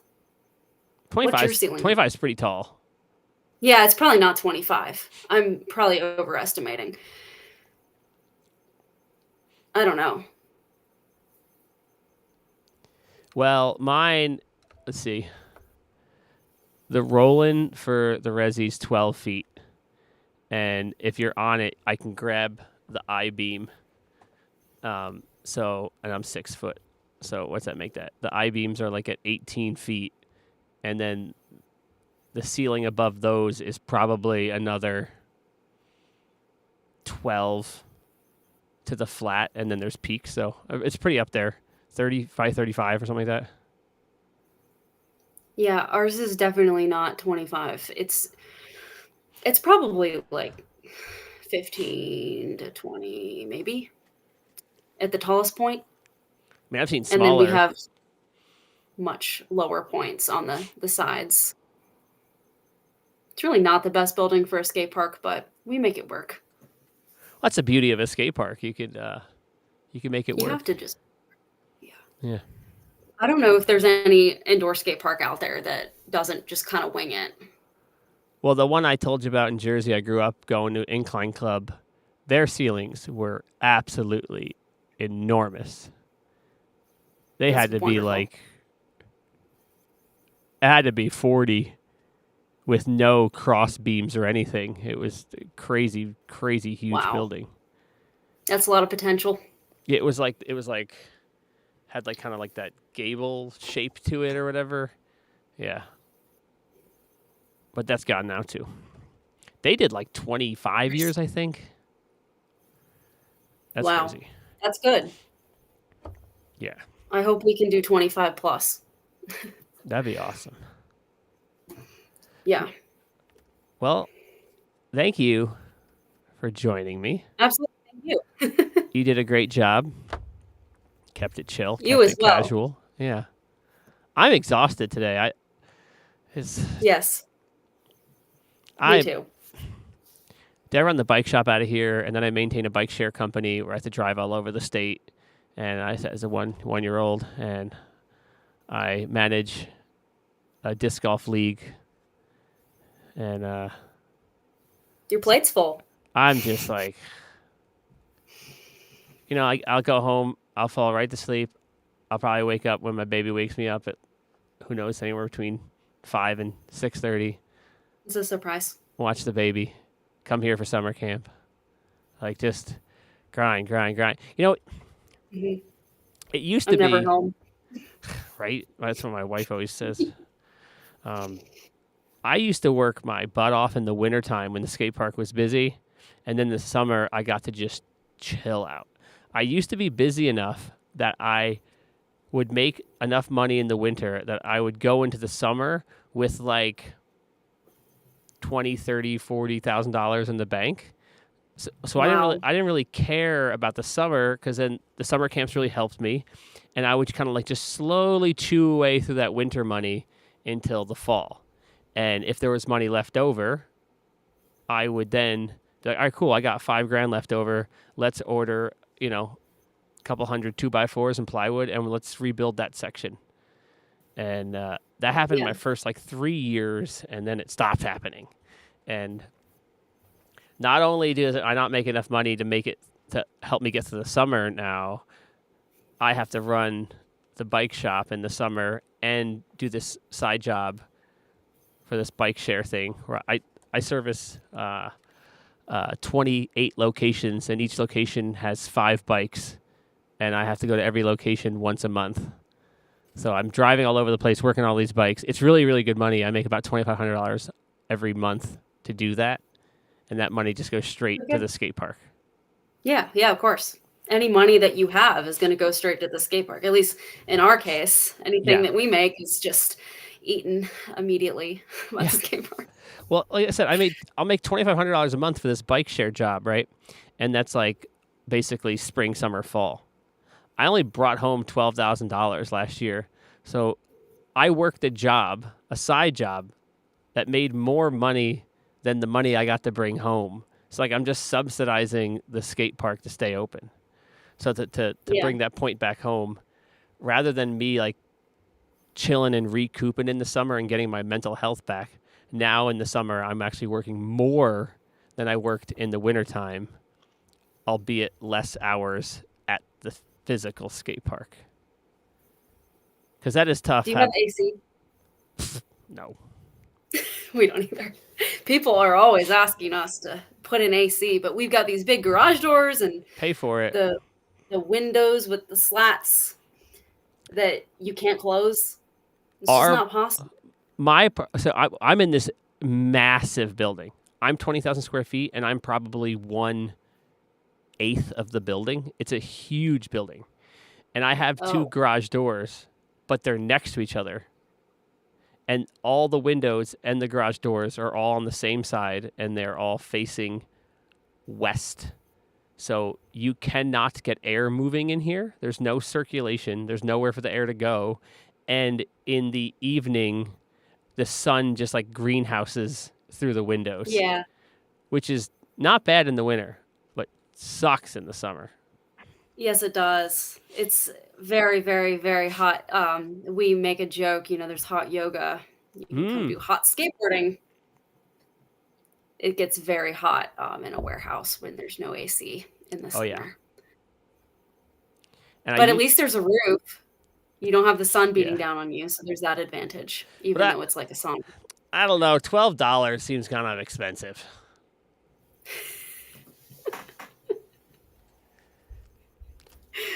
Yeah, it's really, really, really overpriced for a whole day. You can skate or ride for, what is it, 8 hours? Yeah, 8 hours for $12. That's a ripoff. I hope somehow by some miracle my business can recoup to where I used to be. I would love. There's like very few things that would make me happier than for the skate park to make enough money that I could say, "Hey, I'm going back to $15 sessions." Yeah. I don't see that happening, but nothing would make me happier. Well, not nothing, but as far as, That would be wonderful. I would like for everyone to be able to come in and skate free. We always do free admission on Go Skate Day, but nice. That's the only day. I was throwing around the idea this coming winter to do one session that is like a pay what you can. So it just like, the Tuesday 4:00 session, it's a pay what you can. And, just because it's so tough.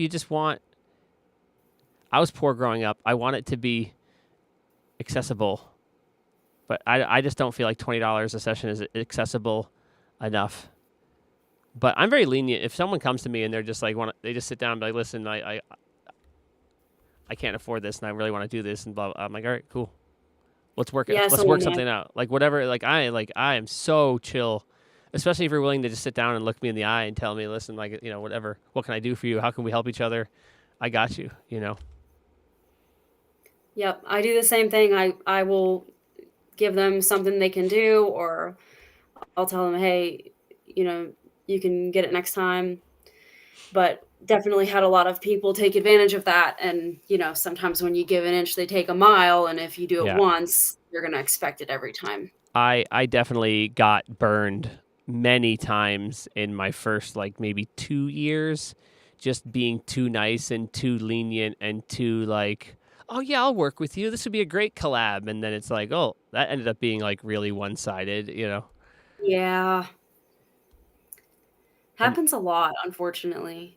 and you try to not be too guarded, but at the same time, you don't want to get hosed. But also, like, a lot of times I don't even have time for stuff like that. Like, if someone can't even like give me a quick enough pitch, I'm like, just send me an email. Like, just like, if you can't, like, oh man, I'll digress. I don't need to go down another wormhole. Just trying to make it all work all the time. Oh It's yeah, hard. there's so many wormholes. You're doing it. You're keeping the dream alive Yes, you are as well. We're doing it. every freaking day. And even, I'm planning to transition out of this around my 10-year mark, which is about a year and 7 months from now. And by this, I mean running daily function of owning a skate park, right? I still intend to be heavily involved in action sports and do this show and do social media and like do everything I can to grow the sport, all the sports. So, Yeah. and this show is part of it. You're now like the 5th skate park owner to be on this show, or 4th, and that's got to be like half of us now, right? Right. Yeah. In the whole world. Yeah, but now that my social media is blowing up, I'm finding all these skate parks I never even knew existed because they're just like, there's these small little parks, and whether it be in Kentucky or North Carolina, I just never heard of because like they did what I did for the most of my existence is I only tried to market and reach people that were within, a few hours of me, because why would I care if people in Florida or Texas or California follow me on Instagram? Like, they're never going to come ride here, right? I never tried to do that. I'm trying to do it now, but yeah. Yeah, it's important. I feel like we really all need to stick together and spread the word I think about these the reality. conversations are going to be super valuable. People come to me. I'm sure people come to you and they say they want to open a skate park, or they'll call Yes, you, email you, talk to you about it. all the Now time. I could be like, hey, go to BFS Live podcast. There are a bunch of episodes of owners. So if you really want to do it, you can afford to listen to a couple hours of podcasts and listen to these conversations and take little bits and pieces. It's all out. I've always been open source. I tell everyone everything, the numbers, what I pay myself, what my rent is. My rent's just shy of $10,000. I'll pay, $12,000 a year in insurance. I put it all out there so people know. I'm not hiding the ball. That's good.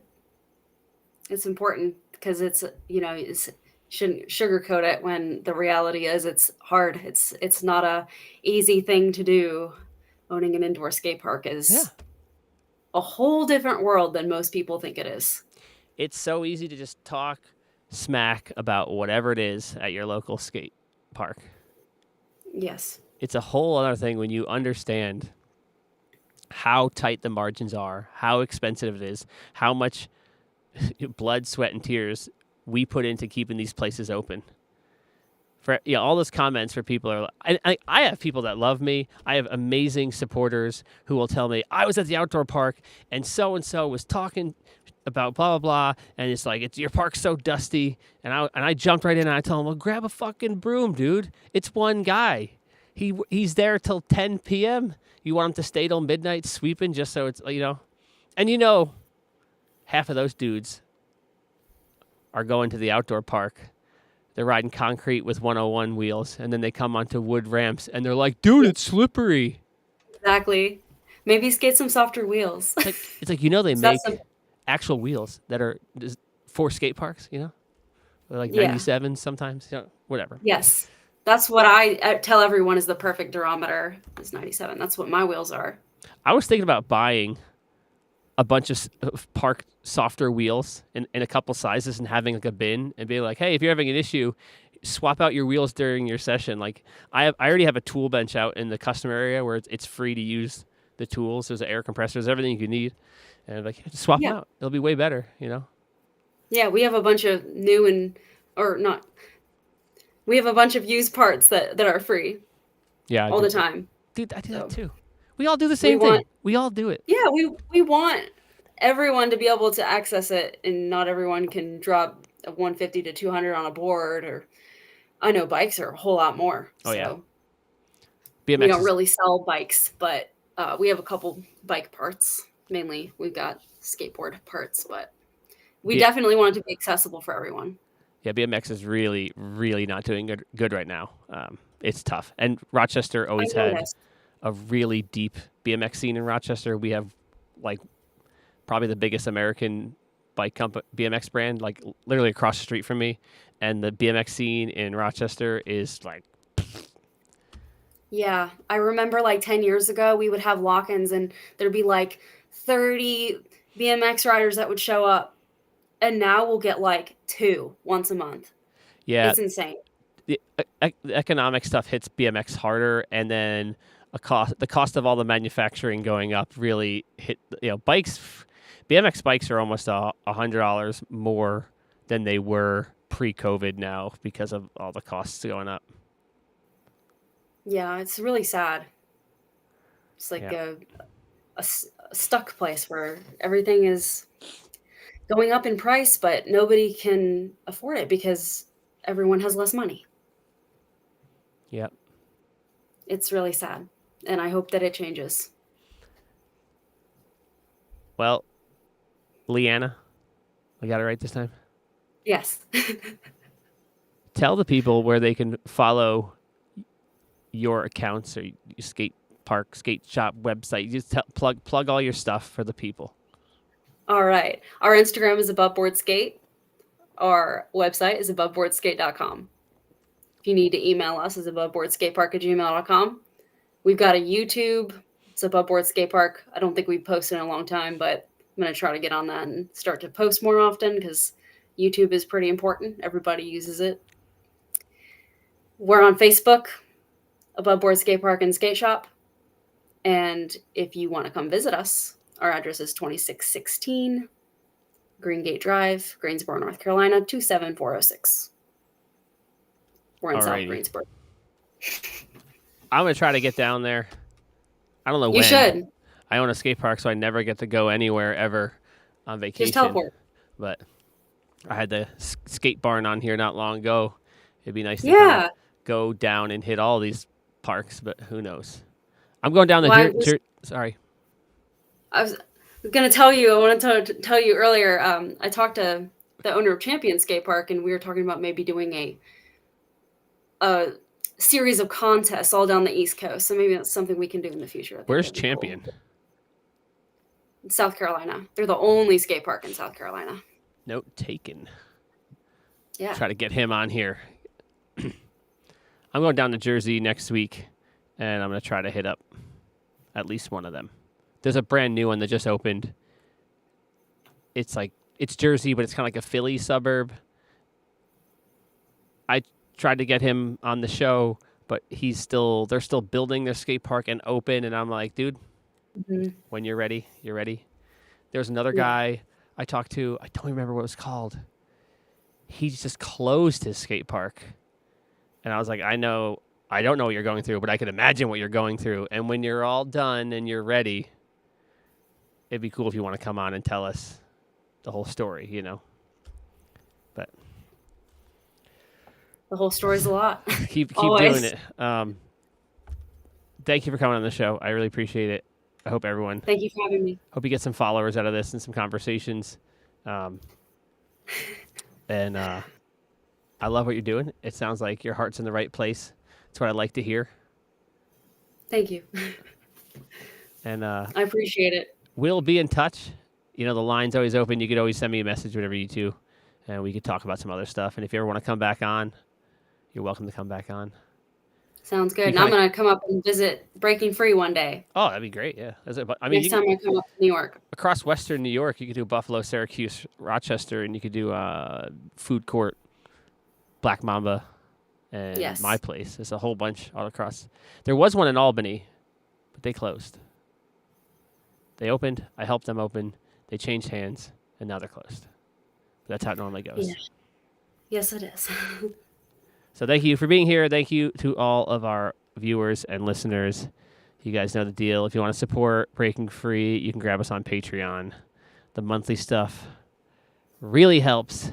That's something you can consider too. I think Patreon is a huge resource that skate parks can have. Even just getting those $5, $10 a month kind of stuff can really, really help, especially in the off season.